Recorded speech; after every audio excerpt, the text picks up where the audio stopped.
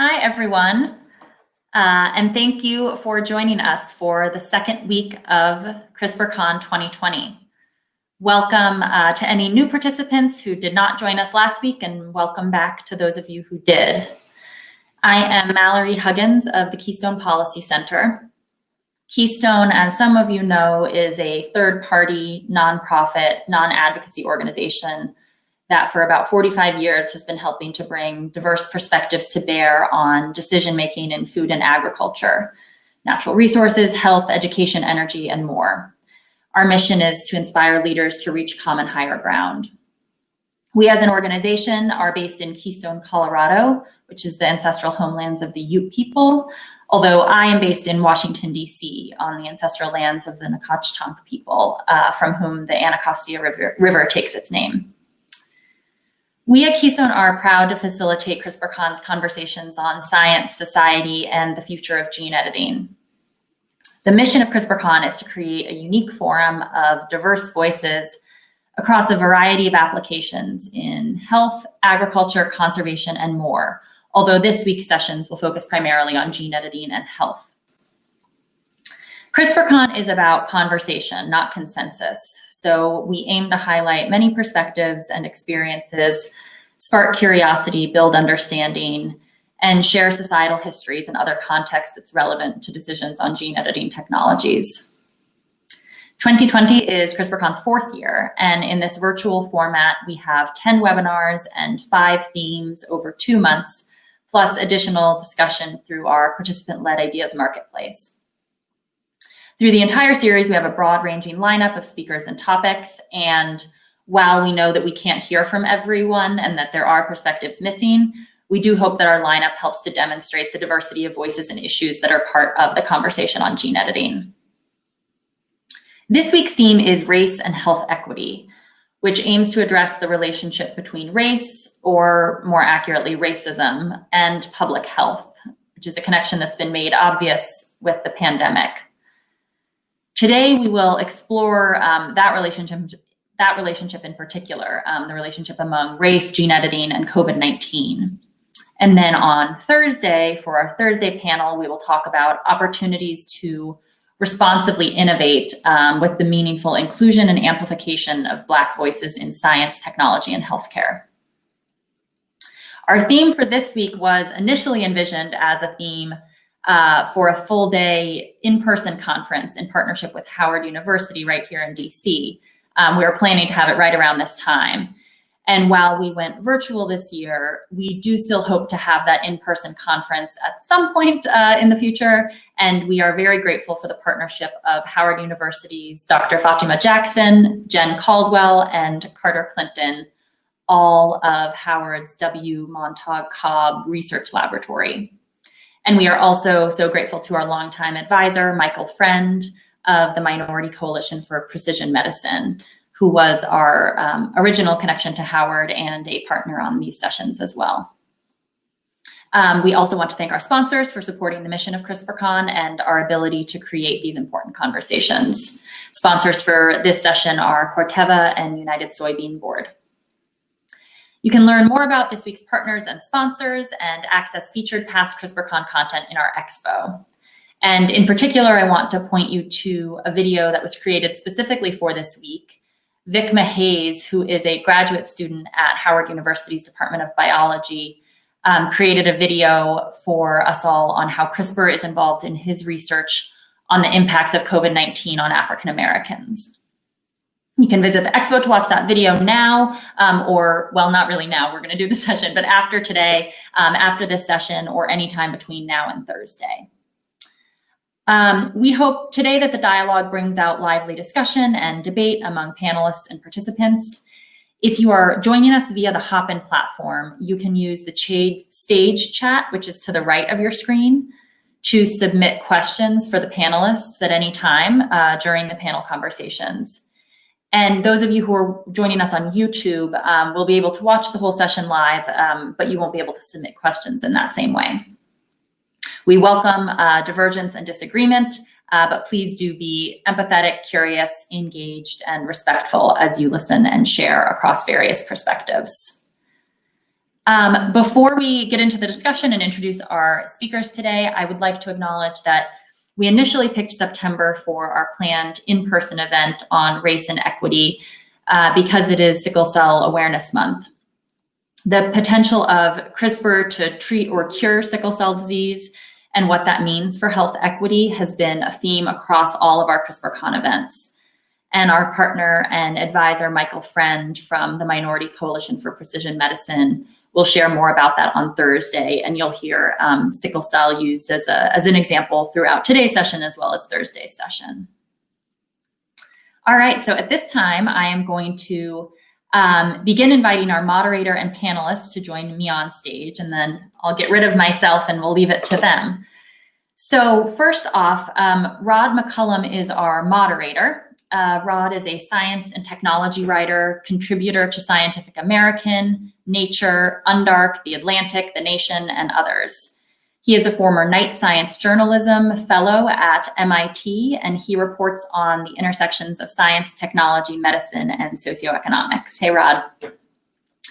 So Rod will be speaking with Dr. Carla Easter, Dr. Latasha Lee, and Dr. Deborah Roberts. Dr. Carla Easter, who I'll invite to join us now, is Chief of the Education and Community Involvement Branch at the National Human Genome Research Institute. She played a major role in the development of the Smithsonian exhibit, Genome Unlocking Life's Code, and its accompanying website. And she serves as a liaison to the K-12 and university community as a speaker on genomic science and career preparation and pathways. Dr. Easter is also an adjunct faculty member at the University of District of Columbia, UDC. Dr. Easter is stepping in for Vince Bonham, who unfortunately couldn't join us today, but it's a nice full circle moment because Dr. Easter spoke at the very first CRISPRCon back in 2017 in Berkeley. So it's great to have you back, Carla.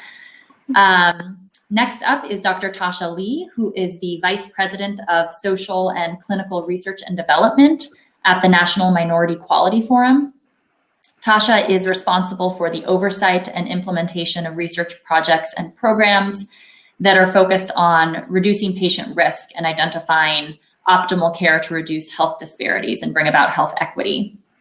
She is also the manager of a new study that's focusing on the impact of COVID-19 on racial minorities as well as on underserved rural communities across the country. So Tasha, I'll invite you to also share your audio and video. And then our third speaker is Dr. Deborah Roberts, who is the founding director of the Cultural Socialization Lab at Howard University in the Department of Psychology. She is professor and chair, and her primary research involves examining various aspects of culture and ethnicity as they impact the relationship between psychosocially toxic environments, otherwise known as PTEs. So factors like poverty, violence, discrimination, trauma, et cetera, and psychosocial well-being in children and adolescents. You'll hear more, of course, from all of these speakers. And Rod, I will now turn it over to you for a conversation on race, gene editing, and COVID-19. How far does CRISPR get us towards health equity?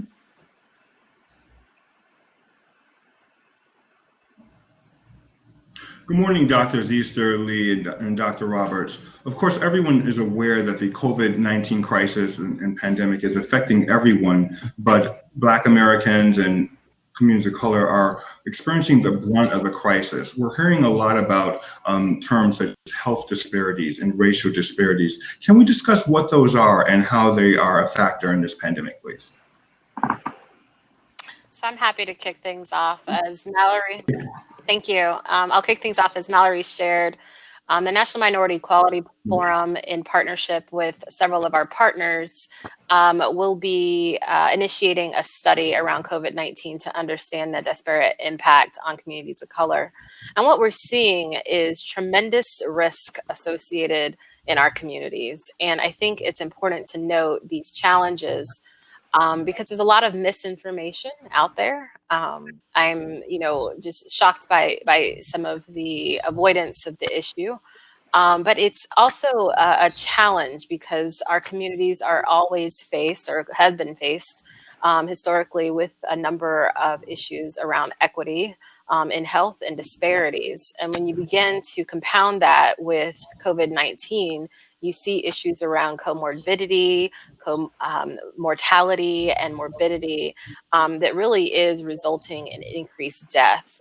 I'm really reminded of a quote by the late Reverend Dr. Martin Luther King around, health disparities and health equity. And what he stated was, of all the forms of inequality, inequality in healthcare is the most inhumane because it often results in death. And that is what we're seeing in terms of COVID-19. And, there's a lot of opportunity for us to address that. So I want to turn it over to my co-panelists for remarks. And Dr. Easter, when Dr. Lee and others use the term health equity, can you tell us what that means, please? Sure. From my perspective, again, the fact that we all have equal access to healthcare, but I also want to point out that equal access also is, it also depends on wellness.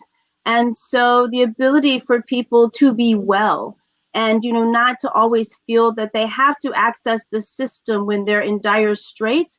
But a lot of what we're seeing is the fact that people do not have access to healthcare in an equitable way so that they maintain their wellness. And we recognize that wellness is not only just physical, it's also mental.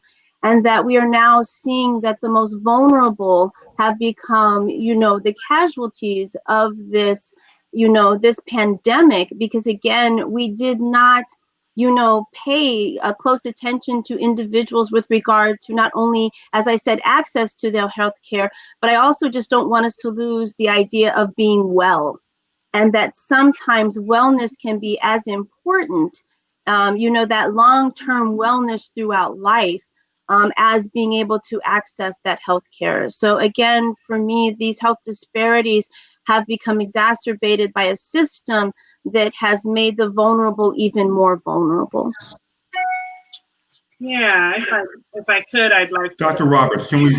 Absolutely, I'd like to extend that thought a little that Dr. Easter shared. And looking at wellness is crucial. And that's one of the reasons that my work focuses on culture, because culture is simply a context within which we can foster healthy development if done properly. And when it's not done properly, what we see is the impact of this bias that is the result of logistical, systemic, historical factors. This is not new. And as Dr. Easter was saying and Dr. Lee, the disproportionate impact of COVID and other things that, COVID is just the current thing. But the disproportionate impact on marginalized communities is there because we have not addressed this systemic racism, historical factors that contribute to the disproportionate impact of a lot of those social ills. And Dr. Roberts, I know that you specifically study and you research many of the psychosocial factors, which and those, of course, account for many disparities as well. Absolutely. Yes. So where my area is really children and adolescents, but of course, by extension, their families. So we see the whole range of psychosocial factors that can impact well-being. And what we mean by psychosocial factors are, you break up psychological factors and social factors. So we look at things like academic achievement in children, but we also look at things like mental health in their parents, and the ability to parent, spirituality, various markers or outcomes that are indicators for us of healthy development, not just in children, but like I said, by extension, in families. Because their parents' ability to parent certainly impacts the ability of the child to context. So Deborah, you hit on a lot of Dr. Lee, I did. Sorry, Rod, can I take liberty here? There's a lot to be studied. Yeah, with the Yeah, psychosocial go for it. impacts, Yeah. and especially as you talk about the school year just starting. Oh my goodness. You know, the parents are having to telework and or go to school if they're, or go to work if they're essential workers. The children are in a new environment. It takes away their childhood. Yes. COVID-19 is having tremendous impact, and we talk. Those are issues that are happening in healthy communities. And let's talk Yes. about what's happening in sick communities. You talk Sure. about the chronically ill. I was in a coalition meeting for sickle cell disease yesterday, and we were talking about the psychosocial impact on individuals with sickle cell disease. And you're talking about a community who's already at increased risk due to their disease. Now, COVID-19 provides them, you know, an increased risk of infection and death, and now they're having to self-isolate. Yes. And isolate from their families, their friends. They're afraid to go into the medical system, the healthcare system, because they're afraid of infection. There was a recent post on social media about delays in seeking ED care. All of that is being exacerbated by COVID-19. And Yes. I think it's a challenge, and I don't think as much attention on the impact of behavioral health and the long-term implications of behavioral health in children and adults and the chronically ill during this pandemic. Yeah. No, I completely agree with that. I just want to bring up issues of security. You know, you've talked about this, especially with the school year starting, and the fact that many children, you know, who may seek school not only for education, but also for a meal. And the fact that COVID-19 has thrust communities into a position of even more insecurity, whether that's food security, whether that's health security, whether that's mental health wellness security. And so you're right, this has really brought to the forefront the fragility of communities and how all of these things have existed for so long, but we're now starting to see how, as I said, fragile or tentative those relationships are. Again, I agree with you. I think about school children and trying to teach someone from home when you're dealing with all the other pressures and all the other concerns. And then, as you said, people who are not being able to function as they normally would under normal circumstances, that is a huge amount of stress. And again, I go to the idea of a lack of security. I mean, we that is something we all crave, and that is something that people are slowly, it's being eroded away. Absolutely. Oh, I'm sorry. Go ahead, Rod. I have a question. No, please go ahead. Dr. Roberts, please go ahead.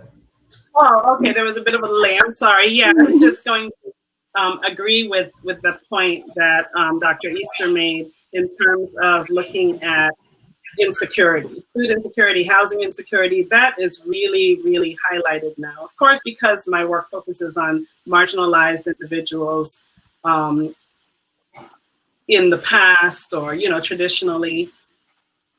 I think what the public is seeing now are some of the things we see in our research in terms of those insecurities impacting the child's ability to learn, the parent's ability to provide for them. And we know that there's a lot of talk about essential workers and who are essential workers and what are they exposed to. So now there's even more of a spotlight on a lot of the barriers, a lot of the sort of struggles that are associated with being on the margins, and how people are forced to cope in certain ways. And now, you know, that there's a very fine line, and it's becoming very difficult within the context of this pandemic for people to cope and to maintain their psychosocial health. I actually was, sorry about that. I actually just wanted to piggyback on what Dr. Roberts and what Dr. Lee just said right before Dr. Roberts spoke. I was going to ask Dr. Lee more about essential workers. Of course, we're hearing more about essential workers, but as Dr. Roberts just noted, essential workers normally and disproportionately tend to be people of color, tend to be African American, and tend to be Latino. Can you talk, Dr. Lee, a little bit more about how we're seeing these disparities finally being talked about? Because of course, you've been studying and researching this for years, and so have you, Dr. Roberts, and so have you, Dr. Easter.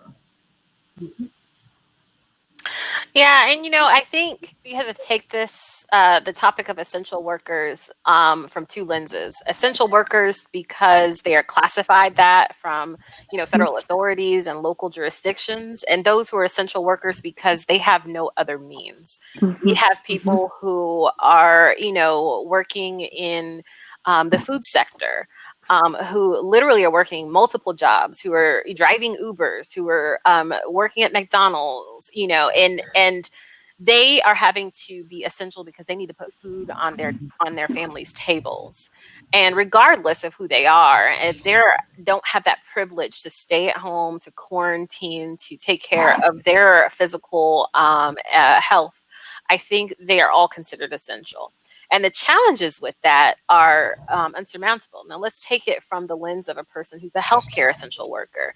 I've heard stories from the former members of the organization I worked at, the American Society of Hematology, who isolated themselves from their families because they did not want to put their families at risk when they're coming home after treating during this pandemic. And then you have those who are having to work multiple jobs.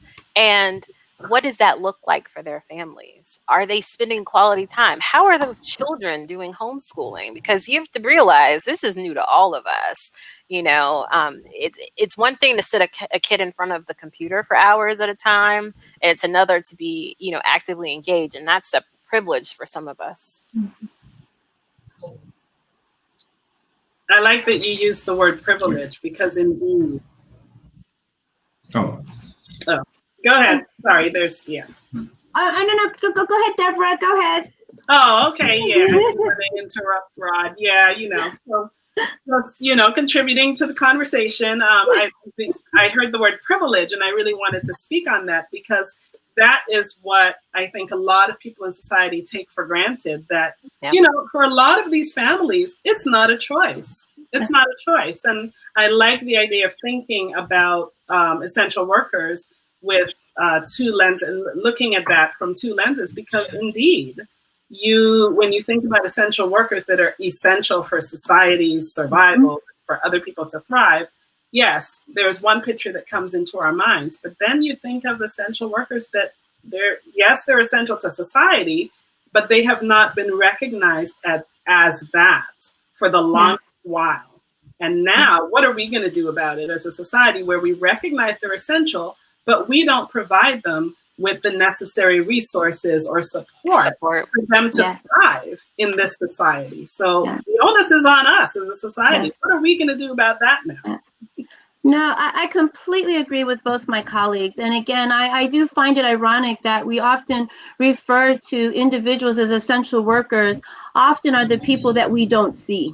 The people that we don't recognize as essential, the people who do a lot of the work that provides services for us, even during this time of COVID-19, and they have become essential. But again, that word essential has such loaded meaning. Because again, looking at it from the two lenses, they're essential for their families and that they have to work. They're essential to keep, this economy and our healthcare systems working and many other systems working. But the reality is they're oftentimes the people that we don't recognize or see. They're the people that do the work without any sort of recognition of their contributions. And they have been hit incredibly hard by this. And as you said, Deborah, how are we going to function without them? And what are we going to do to maintain their safety and their security?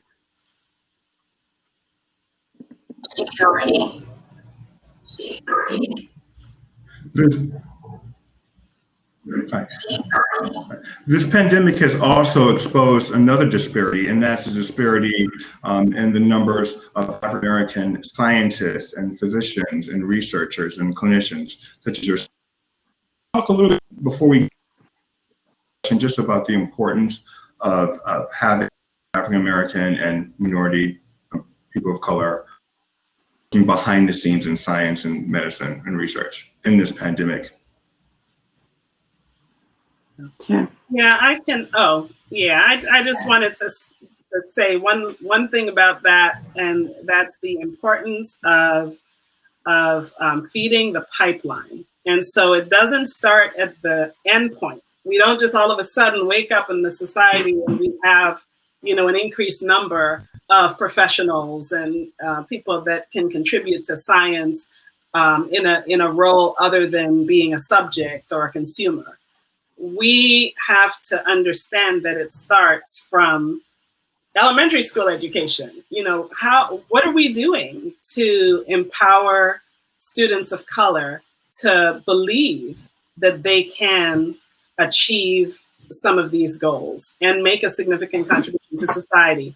And it also means that those of us in this position, it behooves us to understand that we are mentors and we want to pay it forward. We are preparing the next generation and the next generation. So it shouldn't take a pandemic for us to shine a light on this as a society. Those of us who work in the field, of course, are aware of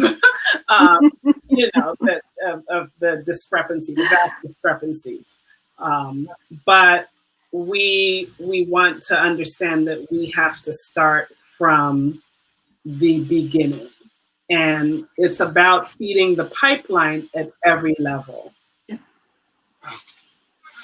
And Deborah, I must applaud you. I'm just curious. As an African American woman at a historically black college, you're living that. And I teach as an adjunct at a predominantly white institution, but I still try to pay it forward when I can. But I think you're right on point with the inspiring the pipeline. There was a study that came out, I believe it was last month, that was talking about the need for greater diversity in medicine.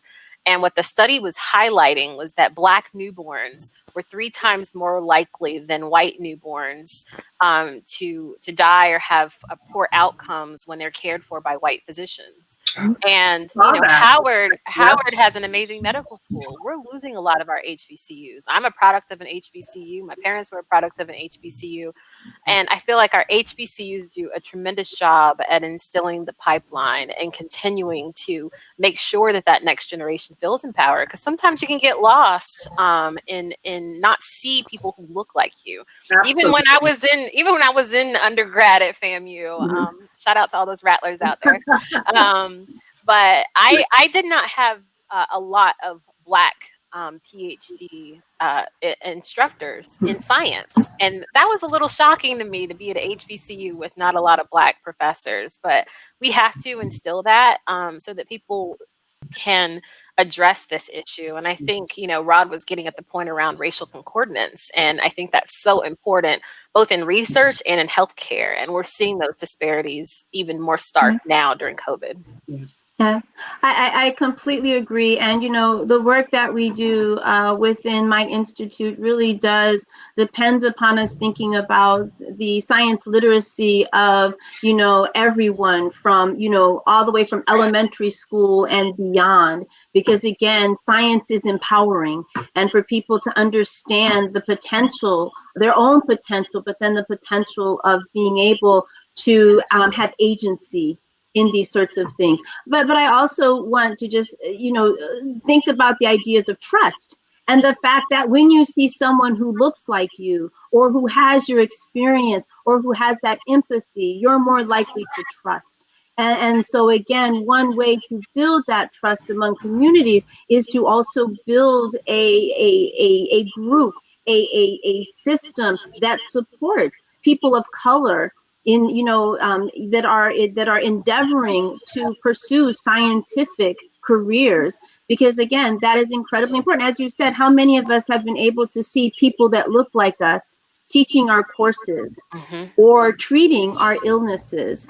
And again, we sometimes forget how important that is for there to be those sorts of role models. And again, as you both said, it starts much earlier than just thinking about somebody in medical school.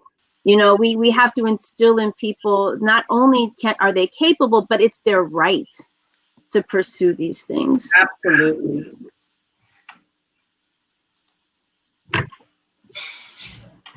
Look like Robert. And just for the benefit of our of the people in the audience who are not in the United States, Dr.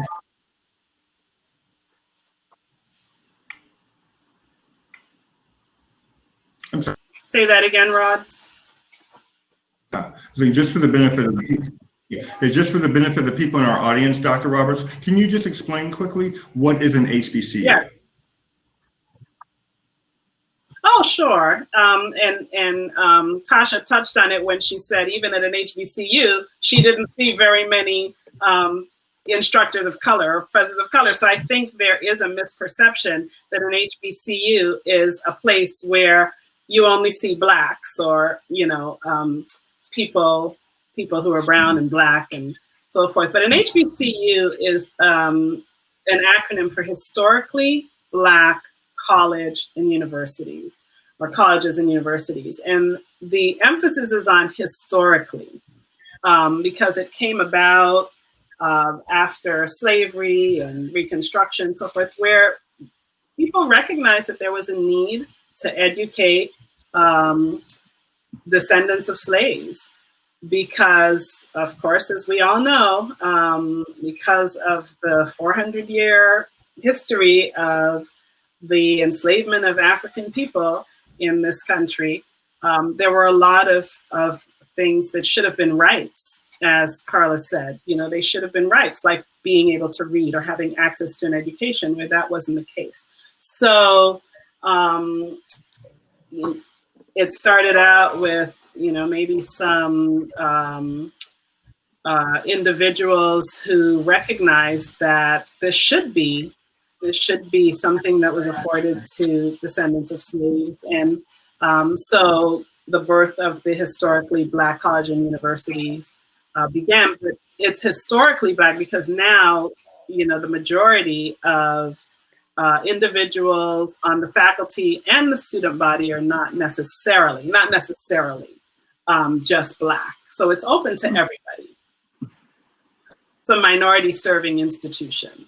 I think Tasha wanted to, did you want to add something? Because you talked about FAMU and being the product. And I thought what you said about not seeing people at the upper echelons who necessarily look like you was very shocking.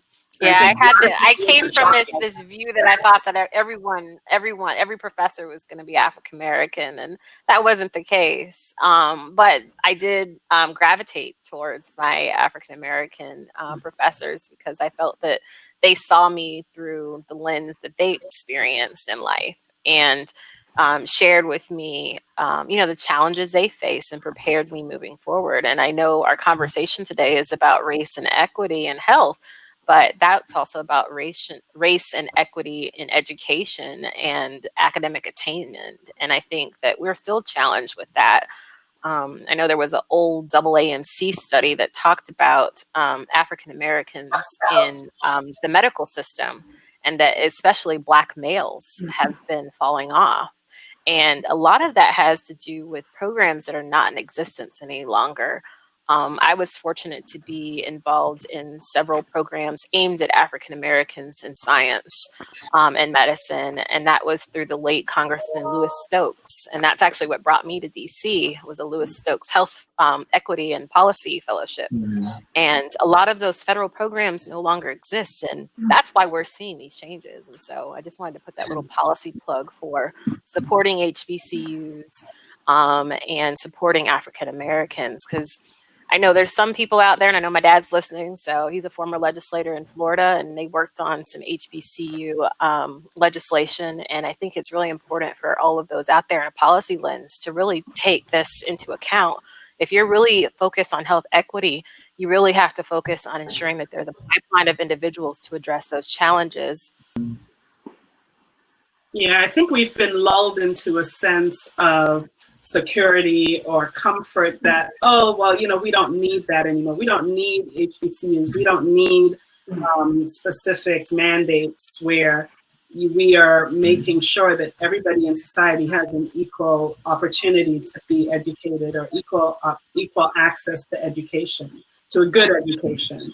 So I think HBCUs recognize that that is still very necessary in the age where as we're seeing with the pandemic highlighting things, that there's so much inequity still in our society. I think sometimes we forget because we think, oh, everybody sort of has arrived and there's no need for any of these policies that, sort of correct the social ills of the past and the ones that are still, very, very prevalent within our society.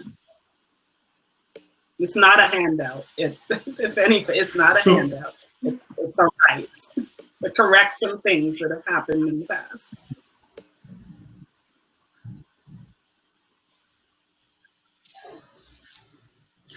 So piggyback on what Dr. Roberts just said, I'd like to sort of pivot the conversation toward gene editing. Dr. Easter, we've been discussing about racial disparities in terms of our health system and COVID. How do you think gene editing technologies factor that you just in general that they might exacerbate some of these disparities, might be able to eventually address some of these disparities? There's a lot of discussion on both sides. Most certainly, and my two colleagues are probably far more capable of answering this question, but I'll put in my 2 cents around this. Definitely from my perspective, I think one of the things that we recognize is the wonderful potential for gene editing with regard to medicine. Some of the concerns that I hear from the communities that I work with is about the equitable access to the gene editing technologies. And again, the fact that sometimes the applications may be utilized in such a way that it seems that we are focusing on individual communities that are sort of the idea that there's something about them beyond just this ability to change a gene, that there's a certain weakness about them. And that, the stigma that might be associated with the applications of this are something that we have to be very concerned and have a recognition of. But I think for me, the biggest issues really are about the equity of the application, making sure that everyone has the access to something that could potentially be quite expensive, but could also be quite revolutionary. And how do we balance those two things so that we don't, again, end up in a situation where we're only addressing the haves and not supporting the have-nots. So I think for me, that's kind of where I have some concerns, but recognize the great potential of the technology. I'm just curious. Carla. What? Go ahead, Rod. No, go ahead, please. So piggybacking off that, Carla, I used to work in sickle cell disease. I kind of still do, but I was exclusively focused on sickle cell disease.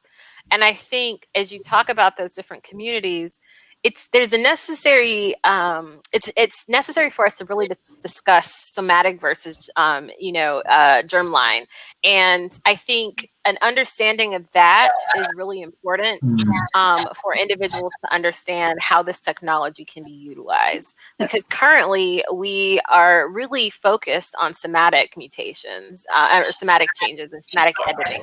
And I know there's been ethical conversations about, eugenics and other things through the utility of this technology. And that's not what I think of when I start thinking about the ethics of this. I think about the lifespan of individuals with a disease like sickle, Sickle Cell Awareness Month, as Mallory mentioned. And individuals of this disease live nearly half the length of time as the average adult, often dying in their early 40s.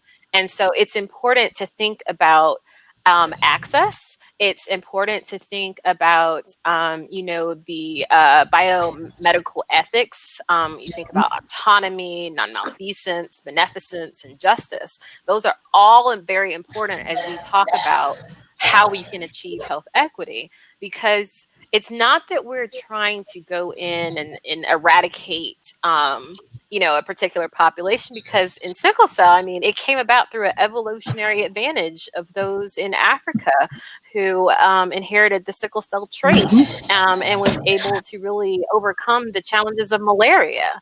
And so that has a benefit. And you're talking, I think a lot of discussion in our communities are needed around this and what this technology really means.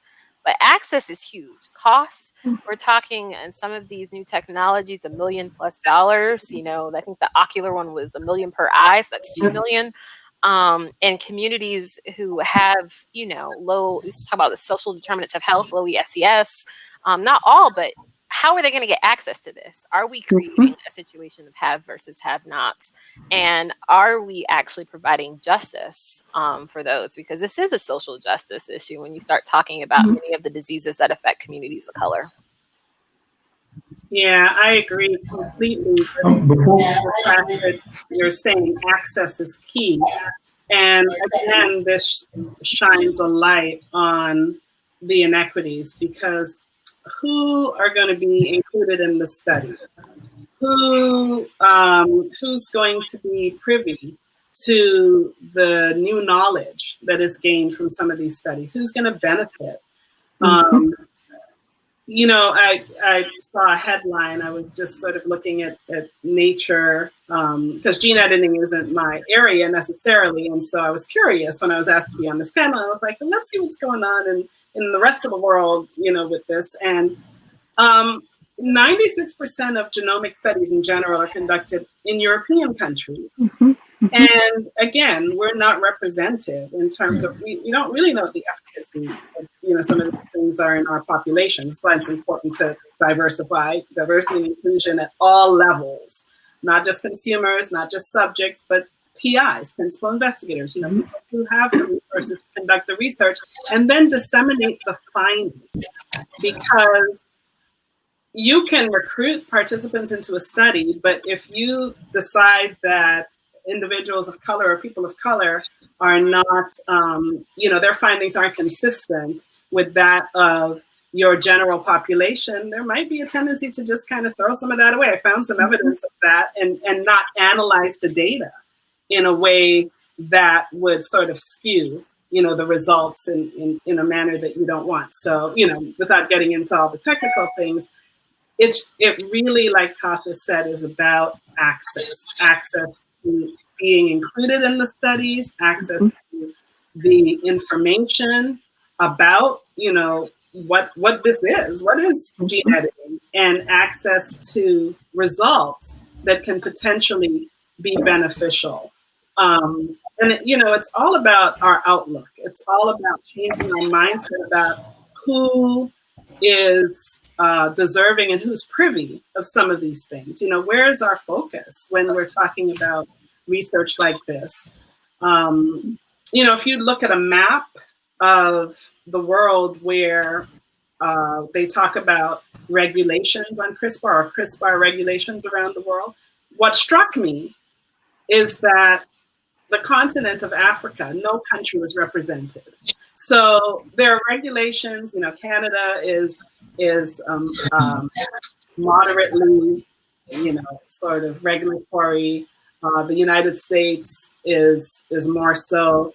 Australia is represented. It's a color-coded map, and it was glaring to me without knowing so much about the gene editing area. It was just very interesting that nobody was talking about a continent where, Black and brown people are.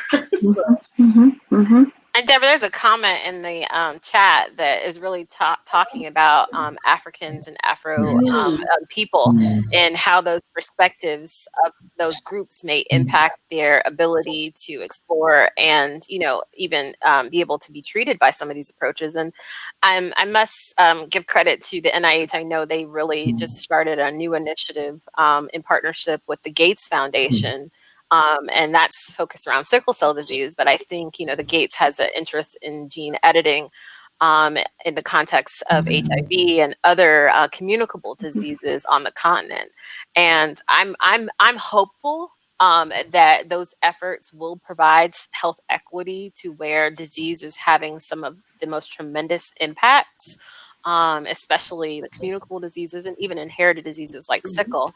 But you're right. Sometimes to this particular attendee, personal and cultural impact can actually exacerbate some of these disparities, because in certain areas of Africa, they really still believe in, going to their, local, priest or their local root doctor to discuss their health. And this can be a challenge when you're talking about true biology and this new technology. And I think there's some great groups. I know Dr. Julie Makani out in Tanzania is doing some great efforts.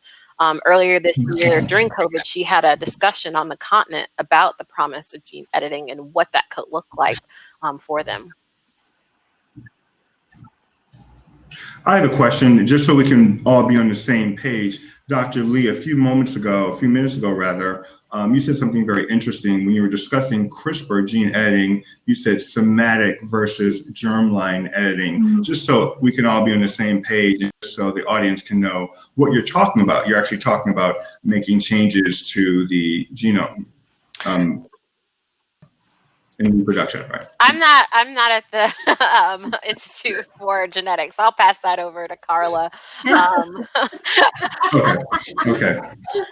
Yeah. So can we discuss what germline versus somatic is? Sure. So the difference being when we think about the work that's being done recently is somatic. So those are the cells as adults that we have, and that if you introduce changes, those changes are not heritable.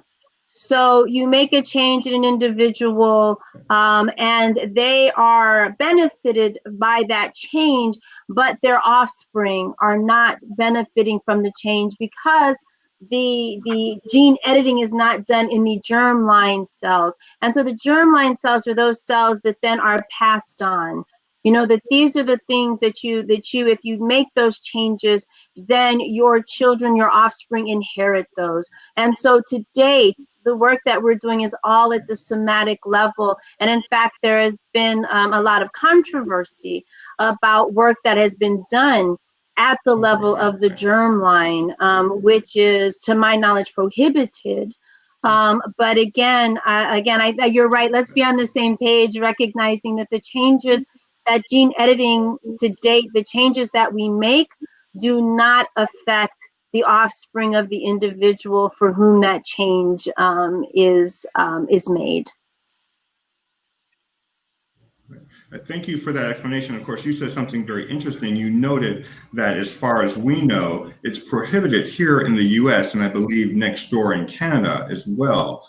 But that's not the case necessarily all over the world. People wonder, is that going to be the case here in the US going forward? Can you talk about that? Wow. That's a deep one, especially with the recent reports out of China, which my goodness, brought up a lot of right. criticism to this field. Yes. So. Yes. It's hard. It's hard to say. I mean, I would just say, based upon public opinion and what seems to be overwhelming scientific opinions, I don't see this happening anytime soon. But again, who knows what the future holds? Again, this is such a weighty ethical topic. And again, we know that that this is more than likely happening in some places that we don't particularly know about.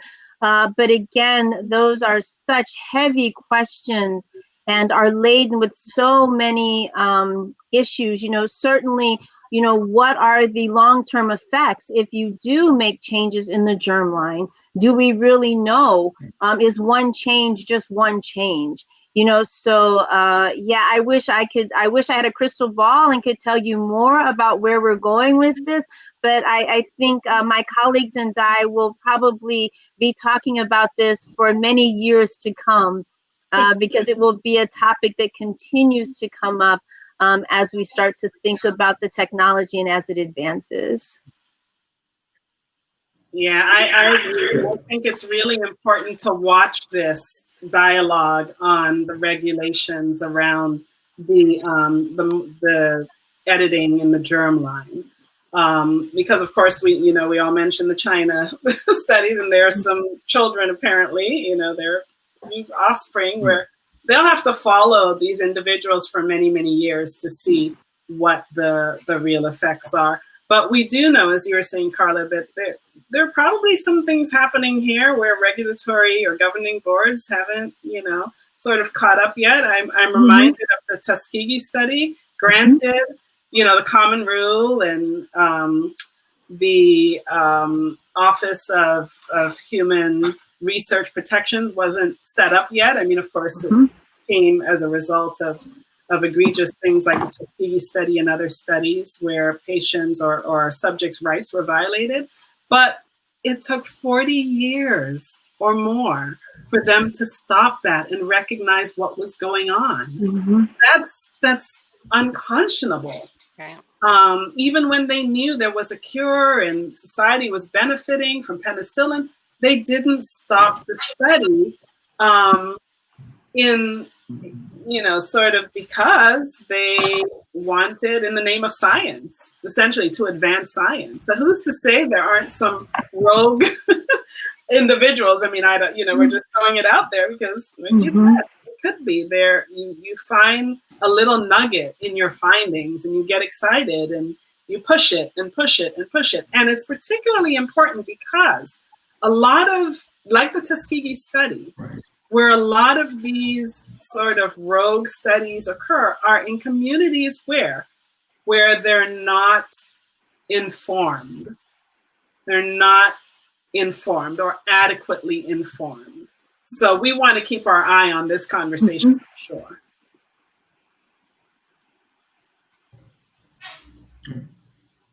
Before we go into audience questions, I wanted to talk a little bit more about access. And this is something that Drs. Lee and Dr. Easter and Dr. Roberts have mentioned. We're talking about gene editing technology, which potentially could cost billions of dollars. But of course, we know that the real issue for many African-American communities is it's difficult for many people just to get a doctor's appointment, or even just to go to the dentist. Is this something, how are you thinking about access? I think access, before we talk about access, I want to touch on education and awareness. That was a big one for the communities in which I work with, is truly understanding. We talked about somatic and germline, but there's also the conversation about gene therapy and gene editing in the context of how the particular technology is delivered. And I know that many people have seen the 60 Minutes special that aired roughly a year or so ago and re-aired recently. That brought a lot of alarm in the sickle cell community because the way that was described, I don't think intentionally, it really brought fear. And the way it was described is the vector. So for those of you out there, you understand the terminology I'm using, but for those who don't, it's basically the delivery mechanism for how many of these technologies are delivered into the body. So inside of your, is provided by a number of different vectors. And these are viral in nature. And they are adenoviruses. Adenoviruses are HIV. However, the genetic material inside of that virus is taken out. And so the way it was described on 60 Minutes was that it was a weakened HIV. And so the sickle cell community reacted alarmed. And I think some people saw the reaction video the day after. That yes, you're curing my sickle cell, but you're giving me HIV. And that's not exactly the point. I'm a member of the ASGCT, which is the Association of Cellular Genetics. And what they are doing is working with the American Society of Hematology to create educational video about the use of vectors and why they are used, using an analogy of an envelope is used as the vector. and the information to correct whatever the gene mutation is. In the case of sickle cell, it's one letter. It's providing that inside of that envelope and delivering it to the body. And I think that's important because you can't even get to access until you educate a community, because a failed clinical trial is not going to bring about a product because people either will not enroll or may not be successful on that without education. So I think that's important. And then I know in the comments and chat, someone also alluded to the recent documentary, which I know Dr. Jennifer Doudna and Dan Rather and Dr. Porteous and others were involved in, but that's a really great documentary called Human Nature. And I must plug, Michael and our late friend and colleague in the sickle community, Shakir Cannon, who first introduced me to that documentary.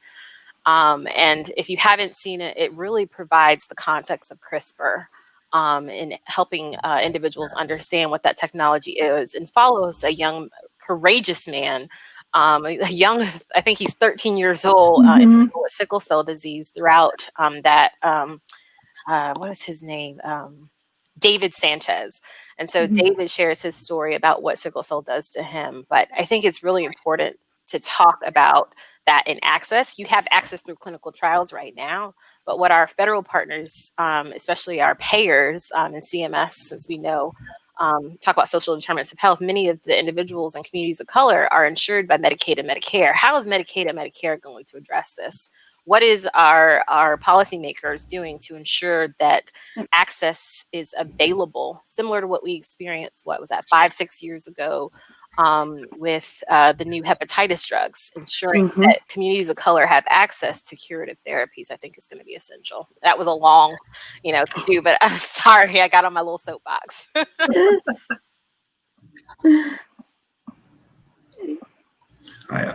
I want to bring in a comment from our audience, and actually from someone behind the scenes here, Dr. Fatima Jackson, who is one of your colleagues, Dr. Roberts, at Howard University, who I believe is a geneticist,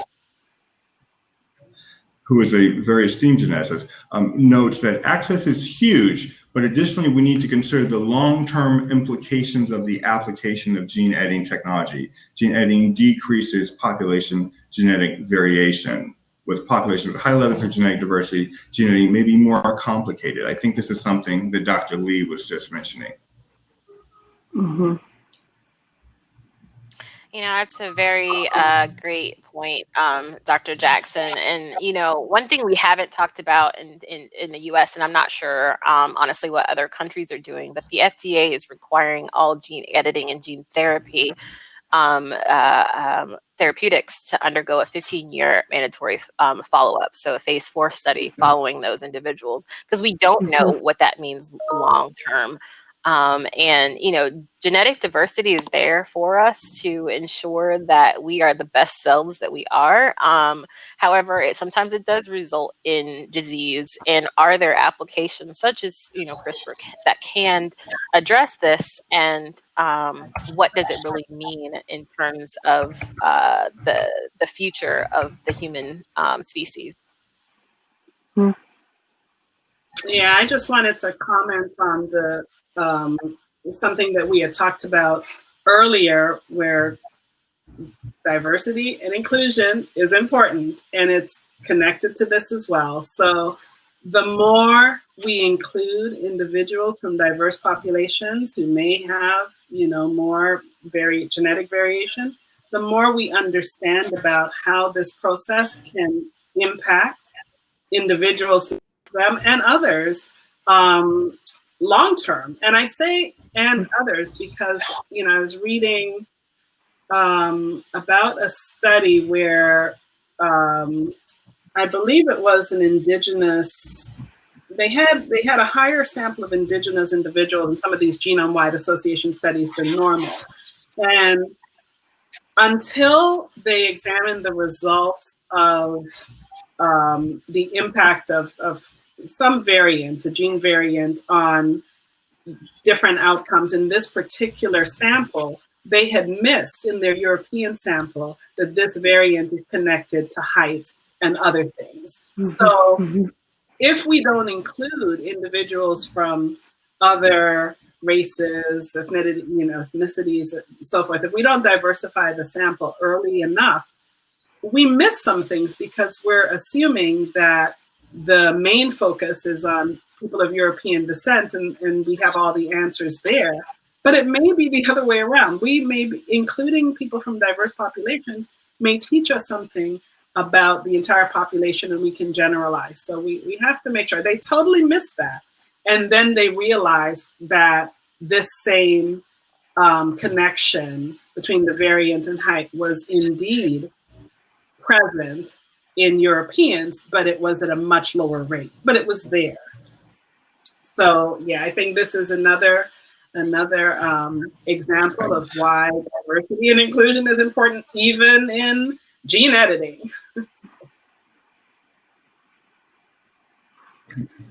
Dr. Roberts, you just mentioned GWAS, a genomic-wide association study. Can you explain what that is, please?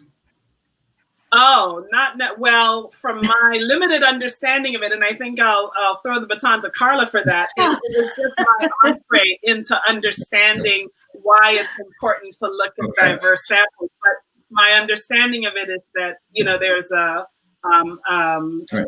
what do you call it? I want to say warehouse, but that's not, storehouse of studies that, where they're looking other data sets that are available. Carla? Yeah, so I'm certainly not an expert in this field, but certainly the idea of genome-wide association studies is the ability, now that we have the technology for sequencing, have the ability to collect large amounts of data from individuals. The idea that you can look across entire genomes to look at the association between certain variations and certain disorders.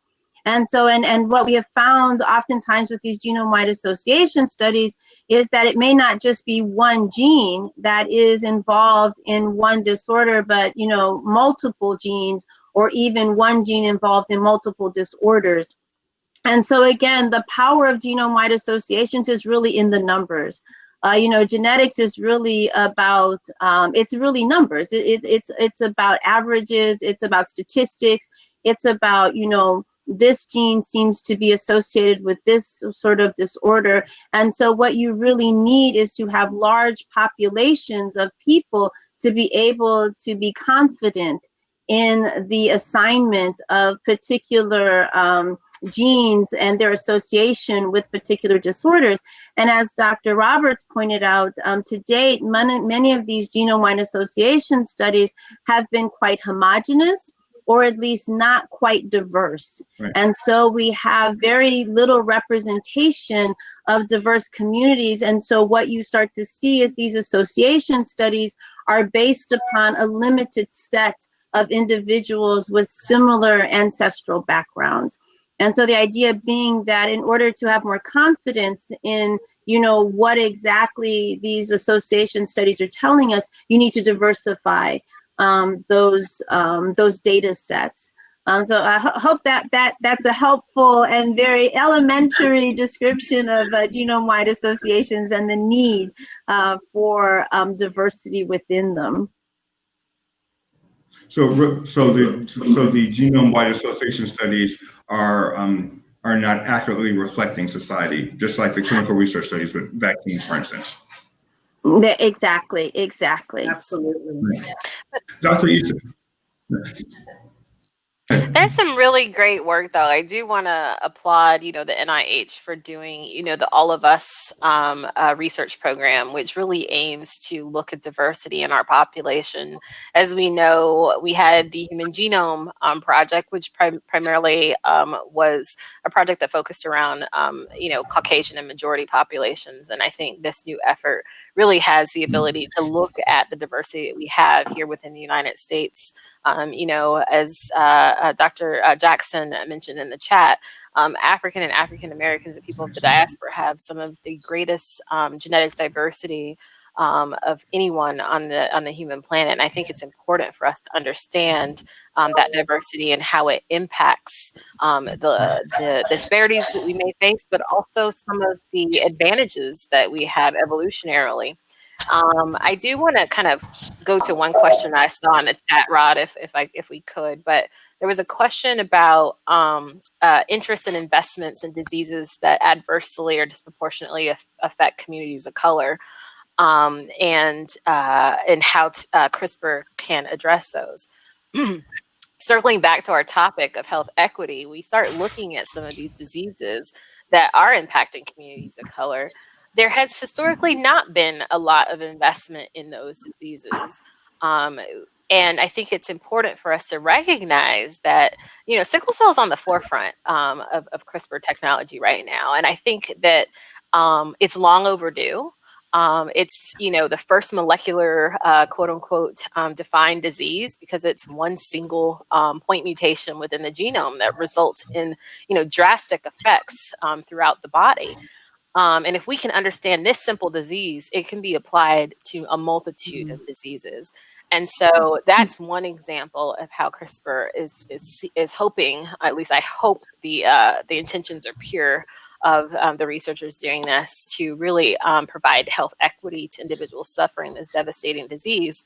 But I think that there's other diseases. We are people of color are adversely affected by diabetes, are adversely affected by stroke and hypertension and lupus. I think there's a number of areas where CRISPR technology could be utilized in the future, but I think we're taking stepstones to get to addressing and providing a care for individuals with these diseases. And just to put a period on what you were saying, Dr. Lee, I think the funding for sickle cell research is actually very, very small compared to other diseases, is it not? Oh, you're really opening up a can of worms with that one. So there was a recent paper by a number of authors, including J.J. Strauss down in North Carolina, which compared sickle cell disease to another rare disease, cystic fibrosis, which primarily affects those who are not minorities. And there was a large discrepancy in the amount of research funding, the amount of therapeutics, the amount of publications that really result in disparities and do not bring about health equity. However, I want to kind of pivot, because one thing he didn't mention in that paper is that right now there's over 40 therapeutics in development for sickle cell disease. This is a disease that 30 years ago, when my cousin was born, there was only hydroxyurea had not yet been approved yet. A few years later, hydroxyurea was approved in the 90s, or a decade later. But now we have 4 FDA-approved drugs. This is a remarkable time for sickle cell disease. None of those right now are CRISPR, but there are a lot of in the pipeline. I believe it's at least a fifth of the pipeline is focused on gene therapy and gene editing platforms for curing sickle cell. So this is a remarkable time. And for those of you out there with, family members and loved ones with sickle cell disease, I have 2 who I believe are tuned in today, but it's no longer a death sentence. And I know we may have some audience in Africa where it is, kind of a disparate impact, where individuals aren't even being able to see their 5th birthday of living with this disease. But in the US, it's around 40. So CRISPR does have the opportunity, but I think we need a national action plan to make sure that collectively, and I know this is a larger audience than the US, but I know the WHO is working on some things, but we need to figure out how we can provide this to those who need this technology the most. I'd like to bring in one of our audience questions next.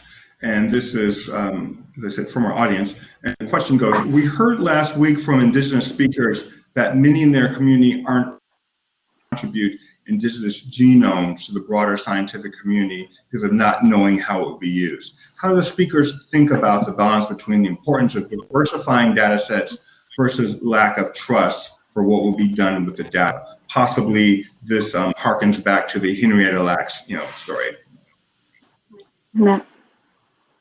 Yeah, so I guess I can start. I really do believe this starts with treating communities as partners and not as research subjects. And so really before engaging in this type of research, that communal conversations and engagement should not be an afterthought. It should be something that is done before, during, and after. And so that people should feel, a certain opportunity to make the decisions about how their information is utilized. Because for so often, communities of color, and any vulnerable community, that information is given. And once it's given, there is no continued conversation. You don't know what happens to it. And for particular communities, there is a spiritual connection to that data. And researchers, that communities may view data in very different ways. And so for me, first and foremost, it is about creating engagement and partnership. And that not to take advantage of, a Western perspective of science, that we somehow diminish the importance of how these communities may look at their information. So for me, again, it is really about building that trust and true partnership when it comes to research.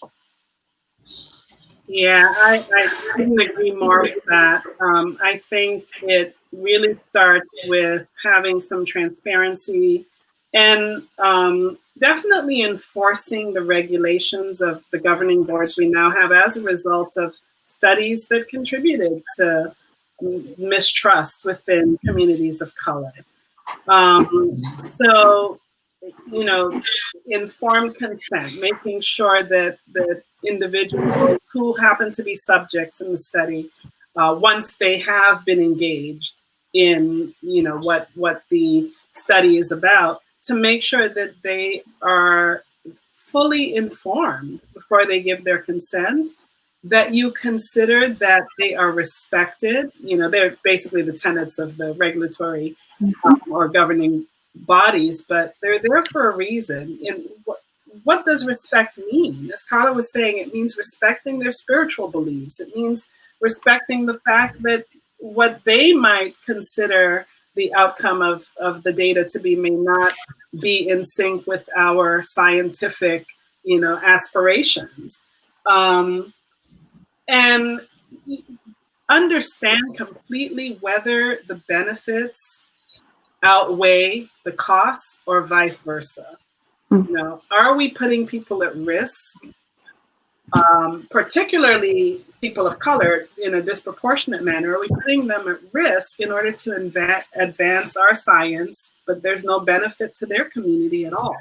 So I think it really is about adhering to things that are already in place to protect individuals and enforcing the rules. But and why does that happen?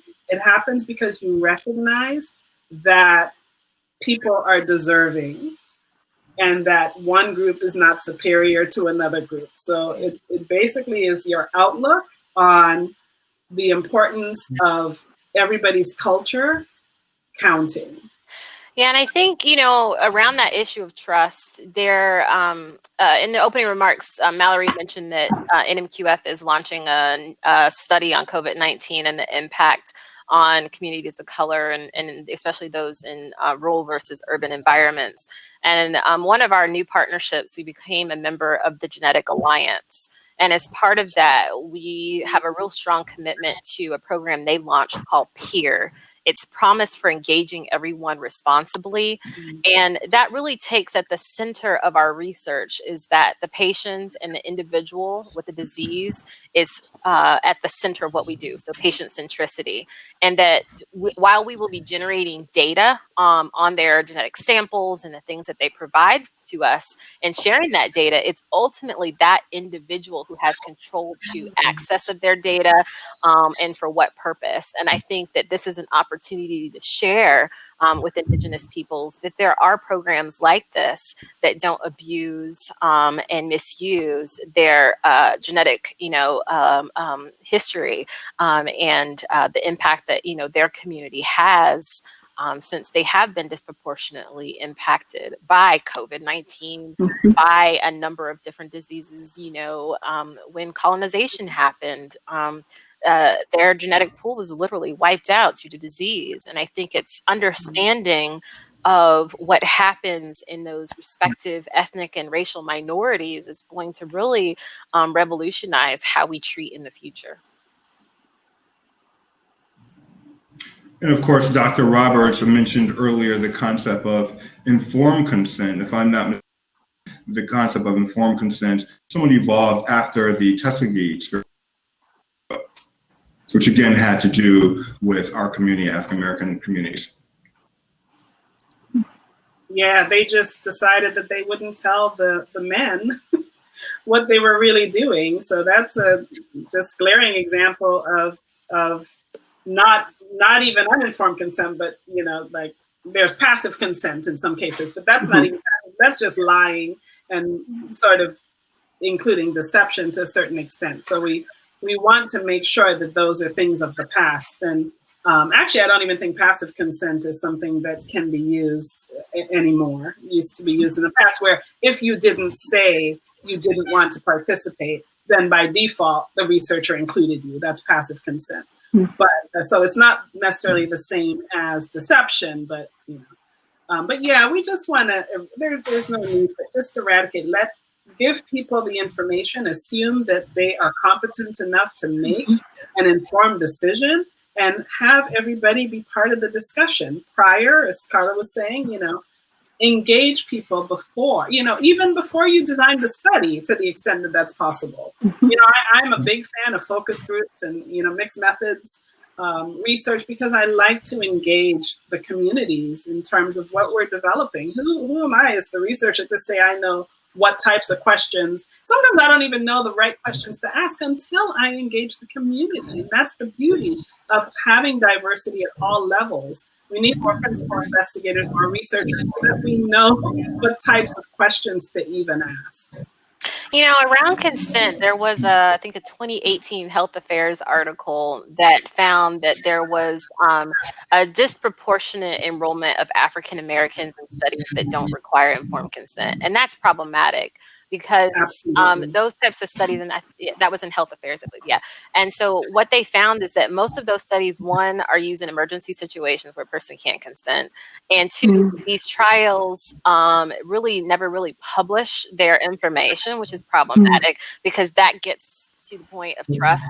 And then there was even a more recent article around trust. I think it came out maybe last month, that people of color have less confidence in science to act in the best interests of the public. And we have to get past that. If we're not consenting people, if we're not building trust, we're building mistrust. And then we're unable to advance the science and really advance public health. I want to pivot back to COVID, if I could, before we close. Can I ask about, and we're also, of course, talking about research and clinical research trials. Can I ask about the promise of a vaccine and how a vaccine might work toward health equity, how Black researchers and Black scientists might factor into that, or the lack thereof? I'll kick things off. So this is one of the questions in the study that I mentioned we're launching, that we ask individuals, if vaccine were available for COVID-19, would you receive it? And we know historically in communities of color, there is lack of uptake of flu vaccine, even in our elderly population. So I think we have to go back to something I always talk about: awareness and education, and what this means. Everyone's talking about this pandemic and how it's changed our lives, but in all honesty, we're not going to get out of this without a vaccine. But I think our vaccine makers have to be honest and straightforward with the approach that they're taking. And I was really pleased to see that 9 of them kind of came together in a pact, kind of against what our administration was saying, and saying that they are not going to release a vaccine until it has been proven to be safe and efficacious. And I think that instills trust within our community. However, when we have the administration saying the opposite, that a vaccine could be released as soon as November 1, I think provides mistrust, especially with the recent report last week of some of the complications from the vaccine. And clinical research and clinical trials take place in a very regulated and systematic way. And we cannot curtail any of those safeguards just for the sake of advancing something quickly. I agree with that. And I think we have to be Are you especially, optimistic about? I'm sorry. Tasha? Oh, am I optimistic? I was saying I'll be quiet. I'm Sorry. optimistic that hopefully a vaccine will come about. Yes. I'm hopeful, yes. Yeah. No, I was just gonna, off of what Tasha was saying, I think the other issue is that the people that will, be front line for getting the vaccine are those essential workers. And again, as we started this conversation in the beginning, we talked about many of those essential workers are people of color. And so, we're gonna have to do a lot of work to build that trust, to be sure that people do understand and are educated, and that there is transparency in this process. Because again, they are going to be vulnerable again. And, we know that we need to have, I agree, we're not going to get out of this without a vaccine. But the real question is, who is going to be the first to take it? And how much trust do we have in the system that the vaccine is going to be, the best interest of those who are receiving it? So again, I can't stress enough, as Tasha said, transparency and trust.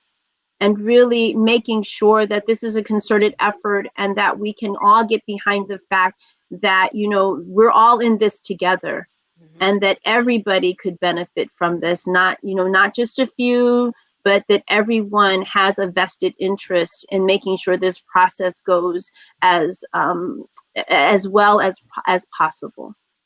Mm-hmm. I would just echo transparency and trust. And even if there is a vaccine, which could certainly level the playing field, if you have a vaccine, everybody has equal risk of exposure, right? So the vaccine supposedly is protecting us against it. So whether you're on the front lines or an essential worker, or you are placed in a position where you're at greater risk to contract the virus, the vaccine, to a certain extent, levels the playing field.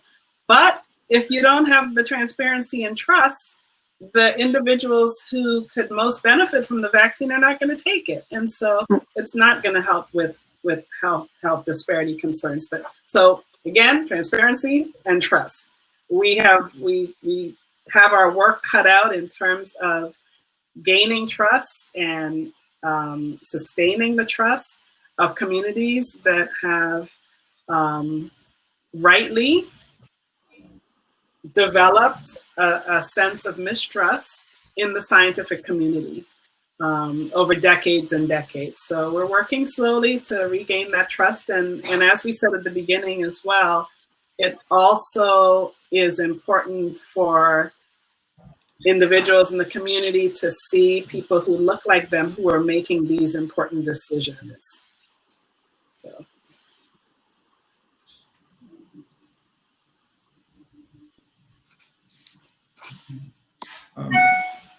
And I know that we're going to be wrapping up soon. I wanted to ask, just lastly, if this is the last question, around education and buy-in. Do you think that there's enough or rather, do you see enough of a buy-in in terms of gene editing going toward the African American community? Is there enough engagement going on, and how can that be countered? That's a great question. From my perspective and the little research that I've done on gene editing in particular, there's not enough conversation around it for communities of color.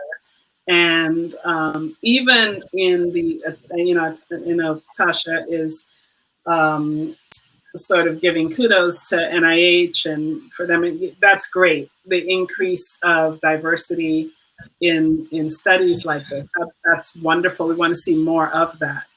But we want to make sure that an increase in diversity, and I'm not connecting it to NIH in particularly, but when we talk about increasing the diversity, even in the conversation around gene editing, we want to make sure it includes all minority groups, because what you're finding is that in the last couple of decades, an increase in diversity meant in more inclusion of Asian countries and individuals from Asian countries. So it looks like we're getting more diverse, but the numbers, when you look at the inclusion of people from African countries and Latin American countries and so forth, is still very, very tiny. So there's not enough conversation, in my opinion. And certainly if there's no conversation, it's difficult to get buy-in.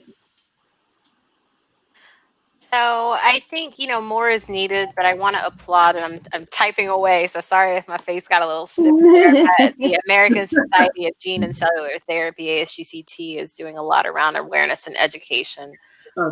They have been really focused around diversity because sickle cell disease currently is one of the minority focused diseases that is experiencing that effort in CRISPR.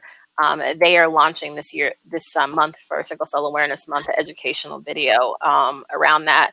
And they also have some current educational videos around gene therapy and gene editing in general.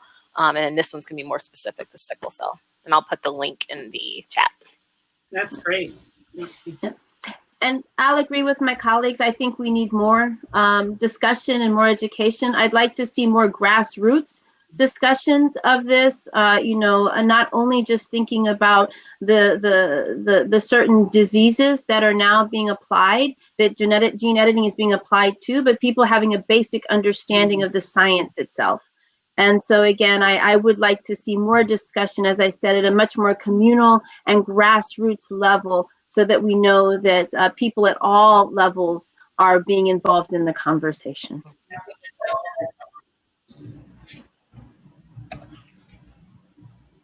Thank you so much, Dr. Easter. Thank you so much, Dr. Lee. And thank you so much, Dr. Roberts, for your time and expertise in this discussion. Now back to Mallory Huggins at Keystone, who is our organizer.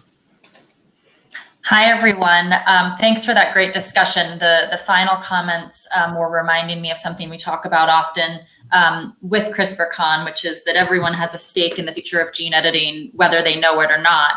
But we'd all do well to make sure that more people know about the stake that they have in the future of gene editing. And I think a lot of the discussion at the end here speaks to that. I just want to share a number of thank yous as we close out here, especially to our panelists and moderator for engaging in this important dialogue. So thank you, Rod, Tasha, Carla, and Deborah. This was a great discussion. And thank you too to our partners for this session, without whom we couldn't have had it. So Howard University and Michael Friend. And we also appreciate our sponsors, as well as all of our CRISPRCon advisors. And they're all listed at CRISPRCon.org. And thanks so much too to the audience who tuned in and listened and contributed. We love seeing your comments and questions, and we appreciate them. Just a few quick reminders before we fully close out here, that our next panel discussion will be on Thursday, September 17th at this same time, 11 a.m. Eastern. Are we having some technical difficulties? Oh, it might just be on your end, Rod. Are others hearing me okay? Mm-hmm. Okay. Yeah, so on Thursday, we'll continue the discussion and pick up some of the threads from today. Well, thanks to everyone for this great discussion. I think Rod might be having some issues. I'm going to just pull his thread. Here we go. All right. We'll pick up some of the threads that we talked about today during the session on trust and community engagement in particular in our discussion on Thursday, and look forward to seeing a lot of you there. And as with 2 weeks ago, we will have an ideas marketplace that immediately follows Thursday's panel discussion, where we'll have the opportunity for participant-led small group discussions on various topics related to our week's theme. And we encourage all participants to stick around for that.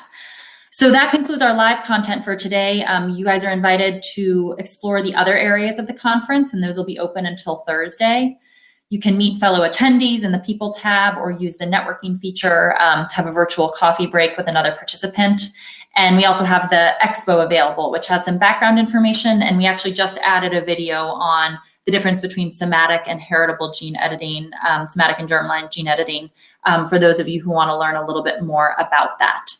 And then, of course, please also continue the dialogue on CRISPR at hashtag CRISPRCon 2020. And please go ahead and register for future sessions. So thanks again to all of you for being here. Thanks to our speakers and moderator, and we look forward to seeing you later this week and